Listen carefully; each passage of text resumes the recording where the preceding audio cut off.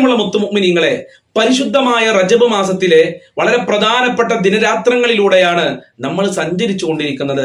ഇനിയുള്ള ദിവസങ്ങളിൽ പരിപൂർണമായി അള്ളാഹു സ്വീകരിക്കപ്പെട്ട ഹജ്ജിന്റെ പ്രതിഫലം ലഭിക്കുന്ന 10 അമലുകള്, 10 സൽക്രമങ്ങള് ഇന്നത്തെ ക്ലാസ്സിലൂടെ നിങ്ങൾക്ക് ഞാൻ പഠിപ്പിച്ചു തരാം. അവസാനം വരെ കേൾക്കണേ.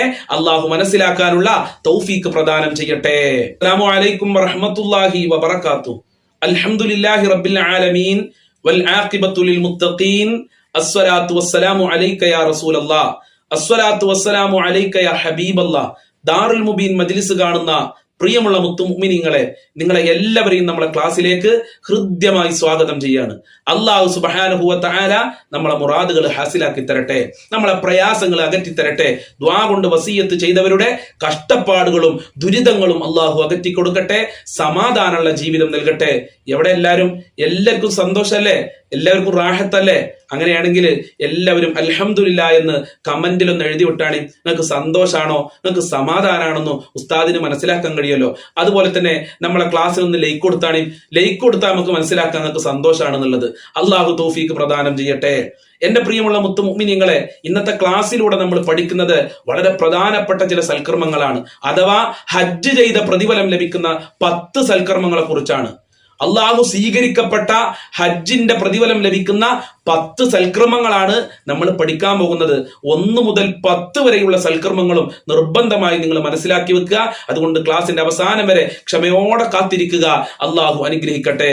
പ്രിയമുള്ള മുത്തുമുഅ്മിനീങ്ങളെ, ഹജ്ജ് ചെയ്ത പ്രതിഫലം ലഭിക്കാൻ, ഈ പരിശുദ്ധമായ റജബ് മാസത്തിൽ ഹജ്ജ് ചെയ്ത പ്രതിഫലം ലഭിക്കാൻ ഞാൻ ചെയ്യേണ്ട 1ാമത്തെ സൽക്കർമ്മം അദ്ദിക്റു ബഅദ സ്വലാത്തിൽ ഫജ്രി. നമ്മളൊക്കെ സുബ്ഹി നിസ്കരിക്കുന്ന ആളുകളാണ്. നമ്മളെ ക്ലാസ് കേൾക്കുന്നവരിൽ ആരും സുബ്ഹി ഖളാ ആക്കുന്ന ആളുകൾ ഉണ്ടാവില്ല. നേരത്തെ എണീറ്റുകൊണ്ട് തഹജ്ജുദ് നിസ്കരിക്കുന്ന നല്ലവരായ ഉമ്മമാരും ഉപ്പമാരും സഹോദരിമാരുമാണ് നമ്മളെ ക്ലാസ് കേൾക്കുന്നത്. അപ്പൊ എല്ലാവരും സുബ്ഹി നിസ്കരിക്കലുണ്ട്, അതിന് യാതൊരു സംശയമല്ല. അങ്ങനെ സുബ്ഹി നിസ്കരിച്ചു കഴിഞ്ഞാൽ അദ്ദിക്റു ബഅദ സ്വലാത്തിൽ ഫജ്രി, നമ്മൾ അവിടെ ഇരുന്നു കൊണ്ട് ദിക്ർ സ്വലാത്ത് ചെല്ലുക എന്നുള്ളതാണ്. സുബ്ഹി നിസ്കാരത്തിന്റെ ശേഷം അവിടെ ഇരുന്നു കൊണ്ട് ദിക്ർ സ്വലാത്ത് ചൊല്ലുക. അവിടെ തന്നെ ഇരിക്കണം എന്നൊന്നുമില്ല. അൽഹംദുലില്ലാ, രാവിലെ 6 മണി മുതൽ ഒരു അരമണിക്കൂറോളം അതല്ലെങ്കിൽ ഒരു 3/4 മണിക്കൂറോളം നമ്മളുടെ ദാറുൽ മുബീൻ മജ്ലിസിൽ ദിക്ർ ദുആ മജ്ലിസ് ഉണ്ടാവും. കഴിയുന്ന ആളുകളൊക്കെ അതിൽ പങ്കെടുക്കുക, അതിൽ ചൊല്ലുന്ന ദിക്റുകൾ സ്വലാത്തുകൾ ചൊല്ലുക. അങ്ങനെ സുബ്ഹി നിസ്കാരത്തിന്റെ ശേഷം നമ്മൾ ദിക്ർ സ്വലാത്തിലായി സൂര്യൻ ഉദിക്കുന്നവരെ മുഴുകിക്കഴിഞ്ഞാൽ നമ്മൾക്ക് സ്വീകാര്യമായ ഹജ്ജ് ചെയ്ത പ്രതിഫലം നൽകുമെന്ന് മഹാന്മാര് നമ്മളെ പഠിപ്പിക്കുന്നുണ്ട്. അൽഹംദുലില്ലാ, എത്ര ആളുകളാണ് ഹജ്ജ് ചെയ്യാൻ ക്യാഷ് ഇല്ലാതെ സങ്കടപ്പെടുന്നത്. അവർക്കുള്ള ഒരു ഓഫറാണിത്. അതിന്റെ അർത്ഥം ക്യാഷ് ഉള്ള ആളുകൾ ഹജ്ജ് ചെയ്യേണ്ട, സുബ്ഹിസ്കാരത്തിന് ശേഷം ദിക്റിൽ ഇരുന്നാൽ മതി എന്ന് ഉസ്താദ് പറഞ്ഞുകൊള്ളു. അങ്ങനെ ആരും മനസ്സിലാക്കണ്ട. കഴിവുള്ള ആളുകൾ നിർബന്ധമായി ഹജ്ജ് ചെയ്യണം. എന്നാൽ ഈ ഒരു സൽക്രമം നമ്മൾ ചെയ്താൽ, അഥവാ സുബ്ഹി നിസ്കാരത്തിന്റെ ശേഷം ദിക്റും സ്വലാത്തിലായി നമ്മൾ മുഴുകിക്കഴിഞ്ഞാൽ അള്ളാഹു നമ്മൾക്ക് ഹജ്ജ് ചെയ്ത പ്രതിഫലം നൽകുകയാണ്. ഒരു സംശയവും വേണ്ട. 2ാമത്തെ സൽക്രമം അൽ ഖുറൂജു മുതതഹിറൻ ലിസ്വലാത്തി മക്തൂബ. പുരുഷന്മാര് ഉളു എടുത്തുകൊണ്ട് പള്ളിയിലേക്ക് പോകുക എന്നുള്ളതാണ്. വീട്ടിൽ നിന്ന് ഉളു എടുക്കുക, പള്ളിയിൽ നിന്ന് തന്നെ ഉളു ഉണ്ടാക്കണം എന്നൊരു നിർബന്ധമല്ല. വീട്ടിൽ വെള്ളമൊക്കെ ഉണ്ടല്ലോ. അപ്പൊ പള്ളിയിലേക്ക് പോകുന്ന സമയത്ത് വീട്ടിൽ നിന്ന് ഉളു എടുത്ത് പോയി കഴിഞ്ഞാൽ ഇൻഷാ അല്ലാഹ് പള്ളിയിൽ ജമാഅത്തിന് പങ്കെടുത്താൽ ഹജ്ജ് ചെയ്ത പ്രതിഫലം അള്ളാഹു നമ്മൾക്ക് നൽകുമെന്ന് മുഹമ്മദ് റസൂലുള്ളാഹി, അള്ളാന്റെ റസൂലാണ് നമ്മളെ പഠിപ്പിക്കുന്നത്. അള്ളാഹു ഭാഗ്യം നൽകട്ടെ. സ്ത്രീകൾ പള്ളിയിൽ പോകണ്ട. സ്ത്രീകൾക്ക് അവരുടെ വീടിന്റെ ഉള്ളാണ് ഉത്തമമെന്ന് മഹാനായ നബി തങ്ങൾ പഠിപ്പിച്ചിട്ടുണ്ട്. നിങ്ങൾ വീട്ടിൽ നിസ്കരിച്ചാൽ മതി. അപ്പൊ പുരുഷന്മാര് വീട്ടിൽ നിന്ന് വുളു എടുത്ത് പള്ളിയിലേക്ക് പോയി നല്ല ആത്മാർത്ഥതയോടുകൂടെ ജമാഅത്തിൽ പങ്കെടുത്ത് നിസ്കരിച്ചാൽ അവർക്ക് സ്വീകാര്യമായ ഹജ്ജ് ചെയ്ത പ്രതിഫലം അള്ളാഹു കൊടുക്കുകയാണ്. 3ാമത്തെ സൽക്രമം അൽ ഉംറതു ഫീ റമളാൻ. റമളാൻ മാസത്തിൽ ഒരാൾ ഉംറ ചെയ്താൽ അവനക്ക് ഹജ്ജ് ചെയ്ത പ്രതിഫലം കൂടെ അള്ളാഹു കൊടുക്കുകയാണ്. അതുകൊണ്ട് ഉംറക്ക് പോകുന്ന ആളുകളൊക്കെ റമളാൻ മാസം തിരഞ്ഞെടുക്കുക. റമളാൻ മാസത്തിൽ ഉംറക്ക് പോയാൽ ഹജ്ജ് ചെയ്ത പ്രതിഫലവും അള്ളാഹു നമ്മൾക്ക് നൽകുന്നുണ്ട്. 4ാമത്തെ കാര്യം ബിർറുൽ വാലിദൈൻ. മാതാപിതാക്കൾക്ക് ഗുണം ചെയ്യലാണ്. ഉമ്മാക്ക് ഉപ്പാക്ക് ഗുണം ചെയ്യുക. ഹജ്ജ് ചെയ്ത പ്രതിഫല കിട്ടുന്നത് അത് നിസ്സാരമായ ഒരു കാര്യമൊന്നുമല്ല. മഹാനായ നബിതങ്ങൾ പറഞ്ഞു, നിങ്ങൾ യുദ്ധത്തിന് പോകണം, ഇസ്ലാമിന് വേണ്ടി യുദ്ധം ചെയ്യണം. ഒരു സഹാബി അള്ളാഹ് റസൂലിനോട് പറഞ്ഞു, യാ റസൂലല്ലാ, എനിക്ക് യുദ്ധത്തിന് പോകാൻ കഴിയൂല, അതിനുള്ള ആരോഗ്യം എനിക്കില്ല, ഞാൻ എന്താണ് ചെയ്യേണ്ടത് നബിയേ? ആ സമയത്ത് അള്ളാഹ് റസൂൽ പറഞ്ഞു, മോനെ, നിനക്ക് മാതാപിതാക്കളുണ്ടോ? നിന്റെ മാതാപിതാക്കൾ ജീവിച്ചിരിപ്പുണ്ടോ? അപ്പൊ ചെറുപ്പക്കാരൻ പറഞ്ഞു, നബിയെ, എന്റെ ഉമ്മ ജീവിച്ചിരിപ്പുണ്ട്. അള്ളാഹുവിന്റെ റസൂൽ പറഞ്ഞു, നീ നിന്റെ ഉമ്മാക്ക് ഗുണം ചെയ്യുക, ഉമ്മയുടെ കാര്യങ്ങൾ ശ്രദ്ധിക്കുക, ഉമ്മാക്ക് വേണ്ട സൗകര്യങ്ങൾ ചെയ്തു കൊടുക്കുക. എന്നാൽ നിനക്ക് ഹജ്ജ് ചെയ്ത പ്രതിഫലവും അള്ളാഹു നൽകും, ഉംറ ചെയ്ത പ്രതിഫലവും നൽകും, ദീനിന് വേണ്ടി യുദ്ധം ചെയ്ത പ്രതിഫലവും നൽകും. സുബ്ഹാനല്ലാഹ്. എന്താ അവിടെ മനസ്സിലാക്കണം? യുദ്ധത്തിന് പോകാൻ പറഞ്ഞപ്പോ ഒരു സഹാബിക്ക് അതിനുള്ള ആരോഗ്യമില്ല. അള്ളാഹുവിന്റെ റസൂലിനോട് വിഷമം പറയാണ്. അള്ളാഹുവിന്റെ റസൂൽ പറഞ്ഞു, നിനക്ക് മാതാപിതാക്കൾ ഉണ്ടെങ്കിൽ അവർക്ക് ഗുണം ചെയ്യുക. എന്റെ ഉമ്മ ജീവിച്ചിരിപ്പുണ്ട് നബിയെ. ആ സമയത്ത് റസൂലുള്ള പറഞ്ഞു, നിന്റെ ഉമ്മാക്ക് ഗുണം ചെയ്യുക. റസൂലുള്ള പറയാണ്, ഉമ്മാക്ക് ഗുണം ചെയ്താൽ ഹജ്ജ് ചെയ്ത പ്രതിഫലം ലഭിക്കും, ഉംറ ചെയ്ത പ്രതിഫലവും ലഭിക്കും, മാത്രമല്ല ദീനിന് വേണ്ടി യുദ്ധം ചെയ്ത പ്രതിഫലവും ലഭിക്കുകയാണ്. എത്ര പുണ്യമുള്ള കാര്യമാണ് മാതാപിതാക്കൾക്ക് ഗുണം ചെയ്യുക എന്നുള്ളത്. നമ്മളെ മക്കളെ അവസ്ഥ എന്താ? മാതാപിതാക്കൾക്ക് ഗുണം ചെയ്യാൻ മത്സരിക്കുക. 10 മാസം ഗർഭം ചുമന്ന ഉമ്മയാണ്. മൂത്ത മകൻ ചെയ്തിട്ടില്ലെങ്കിൽ ചെറിയ മകനും ചെയ്യുന്നില്ല. എന്താ അതിന്റെ ആവശ്യം? എന്താ? ഓൻ ചെയ്യാതിരിക്കെ ചെയ്തോട്ടെ. ചങ്ങായി, അണക്കെന്താ? നീ നിന്റെ ആഖിറത്ത് നന്നാക്ക്. നിനക്ക് ഉംറ ചെയ്ത പ്രതിഫലം വേണ്ടേ? നിനക്ക് ഹജ്ജ് ചെയ്ത പ്രതിഫലം വേണ്ടേ? അള്ളാഹുവിന്റെ അനുഗ്രഹം വേണ്ടേ? അള്ളാഹുവിന്റെ തൃപ്തി നിനക്ക് കരസ്ഥമാക്കണ്ടേ? അതുകൊണ്ട് മാതാപിതാക്കൾക്ക് ഗുണം ചെയ്തോ. ഹജ്ജ് ചെയ്ത പ്രതിഫലം അള്ളാഹു നൽകുകയാണ്, ഉംറ ചെയ്ത പ്രതിഫലവും അള്ളാഹു നൽകുകയാണ്. മാതാപിതാക്കളെ പൊരുത്തം നൽകണേ അല്ലാ. നമ്മൾ എപ്പോഴും ദുആ ചെയ്യണം, മാതാപിതാക്കളെ പൊരുത്തം കൊണ്ട അല്ലാ, മാതാപിതാക്കളെ പൊരുത്തം നൽകണേ അല്ലാ. അവരുടെ പൊരുത്തം കിട്ടിയിട്ടില്ലെങ്കിൽ പ്രിയമുള്ളവരെ, നമ്മൾ രക്ഷപ്പെടൂല. മാതാപിതാക്കളോട് എനിക്ക് പറയാനുള്ളത്, നിങ്ങൾ മക്കൾക്ക് പൊരുത്തം കൊടുക്കണം കേട്ടോ. അവരെ ശപിക്കരുത് കേട്ടോ, അവരോട് ദേഷ്യപ്പെടരുത്. നിങ്ങളെ മക്കൾ നന്നാവൂല, ദുനിയാവിലും ആഖിറത്തിൽ അവർക്ക് രക്ഷപ്പെടാൻ കഴിയൂല. ചെറിയ ചെറിയ നിസാരമായ കാര്യങ്ങൾക്കൊന്നും അവരോട് ദേഷ്യപ്പെടുകയോ അതല്ലെങ്കിൽ അവരെ വെറുപ്പിക്കുകയോ അതല്ലെങ്കിൽ അവർക്ക് പൊരുത്തം കൊടുക്കാതിരിക്കുകയോ ചെയ്യരുത്. നമ്മളെ മക്കൾ നശിച്ചു പോകും ദുനിയാവിലും ആഖിറത്തിലും. ചിലപ്പോൾ ചെറിയ ചെറിയ മക്കളല്ലേ, ചിലപ്പോൾ അവർ നിസ്സാരമായ കാര്യങ്ങൾക്ക് ചിലപ്പോൾ ദേഷ്യം പിടിപ്പിക്കും, അങ്ങനത്തെ കാര്യങ്ങളൊക്കെ ചെയ്യും. എന്നാലും അവർക്ക് പൊരുത്തം കൊടുക്കുക. നമ്മളെ മക്കളല്ലേ. മക്കളോട് എനിക്ക് ഓർമ്മപ്പെടുത്താനുള്ളത്, മാതാപിതാക്കളെ പൊരുത്തം കിട്ടിയിട്ടില്ലെങ്കിൽ നമ്മൾ രക്ഷപ്പെടൂല. അതുകൊണ്ട് നമ്മൾ എപ്പോഴും ദുആ ചെയ്യുക, മാതാപിതാക്കളെ പൊരുത്തം നൽകണേ അല്ലാ, മാതാപിതാക്കൾക്ക് റഹ്മത്ത് നൽകണേ അല്ലാ, മാതാപിതാക്കൾക്ക് ഇഷ്ടമില്ലാത്ത ഒരു പ്രവർത്തനം ചെയ്യാനുള്ള മനസ്സെനിക്ക് നൽകല്ലേ അല്ലാ എന്ന് മക്കൾ എപ്പോഴും ദുആ ചെയ്യണം. കാരണം എന്താ? നമ്മളെ സ്വർഗം മാതാപിതാക്കളെ കാലിന്റെ ചോട്ടിലാ.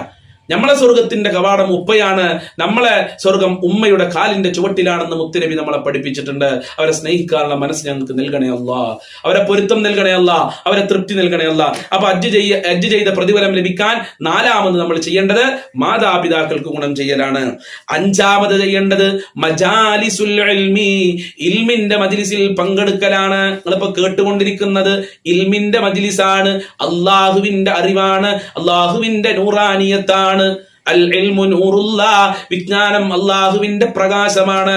അപ്പൊ ഇൽമിന്റെ മജ്ലിസിൽ പങ്കെടുത്താൽ, ഇൽമ് കേട്ടുകഴിഞ്ഞാൽ ഹജ്ജ് ചെയ്ത പ്രതിഫലം അള്ളാഹു നമ്മൾക്ക് നൽകുകയാണ്. ഇപ്പൊ നിങ്ങൾക്ക് ഹജ്ജ് ചെയ്ത പ്രതിഫലം ലഭിക്കുക. എല്ലാ ദിവസവും ഉച്ചക്ക് 1 മണിക്ക് ഇതിന്റെ മുമ്പിൽ വന്നിരിക്കുക, ദാറുൽ മുബീൻ ആ യൂട്യൂബ് ചാനൽ തുറക്കുക, ക്ലാസ് കേൾക്കുക, ഹജ്ജ് ചെയ്ത പ്രതിഫലം കരസ്ഥാക്കുക. അല്ലാതെ ഇങ്ങനെ വെറുതെ നടക്കല്ല. അള്ളാഹു തൗഫീക്ക് നൽകട്ടെ. ആമീൻ പറയും മനുഷ്യന്മാരെ. നിങ്ങൾ ആമീൻ പറയില്ല, അതാണ് പ്രശ്നം. ഒന്ന് ആമീൻ പറയും മനുഷ്യന്മാരെ. നിങ്ങൾ എന്ത് ഉമ്മമാരും ഉപ്പമാരുവാ. അപ്പൊ നിങ്ങൾ ആമീൻ പറയുന്നുണ്ട് ഉസ്താദ് കേൾക്കാനിട്ടാണെന്നല്ലേ നിങ്ങൾക്ക് ഇപ്പൊ തോന്നണത്. നിങ്ങളിപ്പോ അങ്ങനെ വിചാരിക്കുന്നുണ്ടാവും. നിങ്ങൾ ആമീൻ പറയണ്ടെങ്കിൽ ആ കമന്റിൽ ഒന്ന് എഴുതിക്കാളിയും, ആമീന്ന് എഴുതിക്കോളിയും, ഒരു കുഴപ്പമില്ലല്ലോ. നിങ്ങൾ ആമീന്ന് കമന്റിൽ എഴുതി കഴിഞ്ഞാൽ ഒരുപാട് ആളുകൾ ആമീൻ എഴുതി, ഒരുപാട് ആളുകൾ നമ്മളെ ക്ലാസ്സിന് ലൈക്ക് ചെയ്താൽ യൂട്യൂബ് മറ്റുള്ളവരിലേക്ക് നമ്മളെ ക്ലാസ് എത്തിക്കുന്നുള്ളതാണ് മറ്റൊരു കാര്യം. അള്ളാഹു തൗഫീക്ക് പ്രദാനം ചെയ്യട്ടെ. 6ാമത്തെ കാര്യം, ഹജ്ജ് ചെയ്ത പ്രതിഫലം നമ്മൾ കരസ്ഥമാക്കാൻ 6ാമത് ചെയ്യേണ്ടത് ഖലാഉ ഹവായിജിൻ നാസ്, ജനങ്ങളുടെ ആവശ്യങ്ങൾ നിറവേറ്റി കൊടുക്കുക. നമ്മളെ കാര്യമല്ല, ജനങ്ങളുടെ കാര്യം, നാട്യരുടെ കാര്യം നിറവേറ്റി കൊടുക്കുക. അങ്ങനെ എത്ര സഹാബിമാര് ജീവിച്ചിട്ടുണ്ട്. സാമൂഹിക പ്രവർത്തനം എന്നാണ് പറയാ. സമൂഹത്തിനെ സേവിക്കുക, സമൂഹത്തിന്റെ കാര്യങ്ങൾ ചെയ്തു കൊടുക്കുക, അയൽവാസികളുടെ കാര്യം ചെയ്തു കൊടുക്കുക, യത്തീമക്കളുടെ കാര്യങ്ങൾ ചെയ്തു കൊടുക്കുക, കുടുംബക്കാരെ സേവിക്കുക, കുടുംബക്കാരുടെ കാര്യങ്ങൾ ചെയ്തു കൊടുക്കുക. ഇങ്ങനെയുള്ള കാര്യങ്ങൾ നമ്മൾ ചെയ്താൽ ഹജ്ജ് ചെയ്ത പ്രതിഫലം അള്ളാഹു നമ്മൾക്ക് നൽകുകയാണ്. കുടുംബക്കാരൊരു പരിപാടി ഉണ്ട്, അപ്പൊ അവിടെ ചെന്ന് സഹകരിക്കുക. അവിടുത്തെ ടേബിളും കസാലൊക്കെ പിടിച്ചിട്ട് കൊടുക്കുക, പാത്രമൊക്കെ വൃത്തിയാക്കി കൊടുക്കുക, വിറ്റടിച്ചു വാരി കൊടുക്കുക. അതൊക്കെ നല്ല കാര്യമാണ്. അതിന് കൂലിയാണ് ലഭിക്കുന്നുണ്ട്, വെറുതെ ഒന്നുമല്ല. ഹജ്ജ് ചെയ്ത പ്രതിഫലം അള്ളാഹു ലഭിക്കുകയാണ്, അള്ളാഹു നൽകുകയാണ്. ജ്യേഷ്ഠന്റെ അവിടെ പരിപാടിയാണ്, അപ്പൊ എന്ത് ചെയ്യുക, ഇളയച്ചിയും അനിയനും കൂടെ അവന്റെ വീട്ടിൽ പോയി അവന്റെ വീട്ടിലെ കാര്യങ്ങളൊക്കെ ശ്രദ്ധിക്കുക, വീട്ടം വൃത്തിയാക്കി കൊടുക്കുക, പാത്രങ്ങൾ കഴുകി കൊടുക്കുക, അതുപോലെ തന്നെ മറ്റുള്ള കാര്യങ്ങളൊക്കെ ചെയ്തു കൊടുക്കുക. വലിയ പുണ്യമുള്ള കാര്യമാണ്. കുടുംബ ബന്ധം പുലർത്തുക വലിയ പുണ്യമുള്ള കാര്യമാണ്. കുടുംബക്കാരെ സഹായിക്കുക, ഹജ്ജ് ചെയ്ത പ്രതിഫലം അള്ളാഹു നൽകുന്നുണ്ട്. ഈ എട്ടാമത്തെ കാര്യം, ഇത് ഭാര്യമാര് ശ്രദ്ധിക്കേണ്ട ഒരു വിഷയമാണ്. ഭർത്താവിന്റെ തൃപ്തി കരസ്ഥമാക്കുക, ഭർത്താവിനെ അംഗീകരിക്കുക എന്നുള്ളതാണ്. ഭർത്താവ് ഒരു കാര്യം പറഞ്ഞാൽ നിങ്ങളാണ് ചെയ്തോളൂ, ഇക്കൊയ്യ നിങ്ങൾക്കും പറ്റൂലേ എന്നാണ് മാറിക്കണ്ട. അവർ ചിലപ്പോൾ ജോലിയൊക്കെ കഴിഞ്ഞിട്ട് പ്രയാസപ്പെട്ട് വരികയായിരിക്കും. അപ്പൊ അവർക്ക് വേണ്ട കാര്യങ്ങളൊക്കെ ചെയ്തു കൊടുത്താൽ വലിയ പുണ്യല്ലേ, ഹജ്ജ് ചെയ്ത പ്രതിഫലം ലഭിക്കല്ലേ. എന്തിനാ നമ്മളത് ഒഴിവാക്കണത്? നമ്മൾക്ക് കിട്ടണതൊക്കെ നമ്മൾ വാങ്ങുക, അള്ളാഹു തരുന്നത് നമ്മൾ വാങ്ങുക, എന്തിനാ ഒഴിവാക്കണത്? അപ്പൊ ഭർത്താവിനെ സ്നേഹിക്കുകയും ഭർത്താവിന്റെ തൃപ്തി കരസ്ഥമാക്കുകയും ചെയ്താൽ നമ്മൾക്ക് ഹജ്ജ് ചെയ്ത പ്രതിഫലമുണ്ട്. എന്റെ പ്രിയമുള്ളവരെ, അതുപോലെ തന്നെ മഹാന്മാര് പറയുന്നുണ്ട്, അന്നദുറു ഇലാ വാലിദൈഹി, സുബ്ഹാനല്ലാഹ്, ഇത് വളരെ പ്രധാനപ്പെട്ടതാണ്. അന്നദുറു ഇലാ വാലിദൈഹി, മാതാപിതാക്കളെ മുഖത്തേക്ക് നോക്കിക്കഴിഞ്ഞാൽ ഹജ്ജ് ചെയ്ത പ്രതിഫലം അള്ളാഹു നമ്മൾക്ക് നൽകുകയാണ്. മാതാപിതാക്കളെ മുഖത്തേക്ക് സ്നേഹത്തോടെ കാരുണ്യത്തോടെ നമ്മൾ നോക്കിക്കഴിഞ്ഞാൽ ഹജ്ജ് ചെയ്ത പ്രതിഫലമല്ലേ അള്ളാഹു നൽകുന്നത്. ഇത് മാതാപിതാക്കളെ മുഖത്തേക്ക് നോക്കുക പല ആളുകളും മറ്റേ കുറ്റവാളികളെ നോക്കുന്നത് പോലെയാണ്. സുബ്ഹാനല്ലാഹ്, നമ്മളെ മാതാപിതാക്കൾ ഇല്ലെങ്കിൽ നമ്മൾ ഉണ്ടാവുമോ? അവർ ചെറുപ്പത്തില് നമ്മളെ എങ്ങനെയാണ് കഷ്ടപ്പെട്ട് വളർത്തിയത്?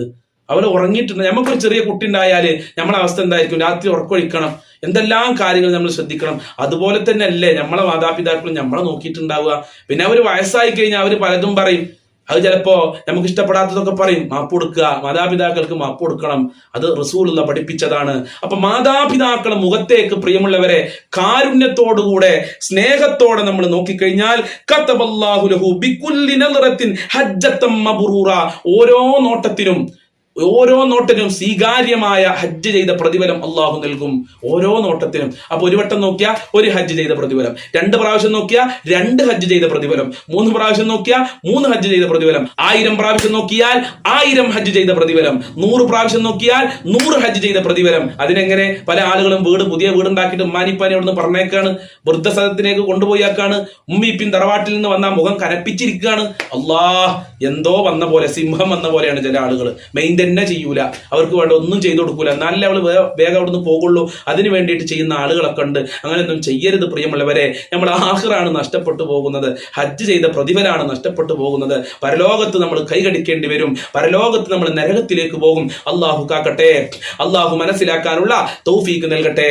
അല്ലാഹുമ്മ ബാരിക് ലനാ ഫീ റജബ വ ശഅബാൻ വബല്ലിഗ്നാ റമളാൻ. അല്ലാഹുമ്മ ബാരിക് ലനാ ഫീ റജബ വ ശഅബാൻ വബല്ലിഗ്നാ റമളാൻ. اللهم بارك لنا في رجب وشعبان وبلغنا رمضان.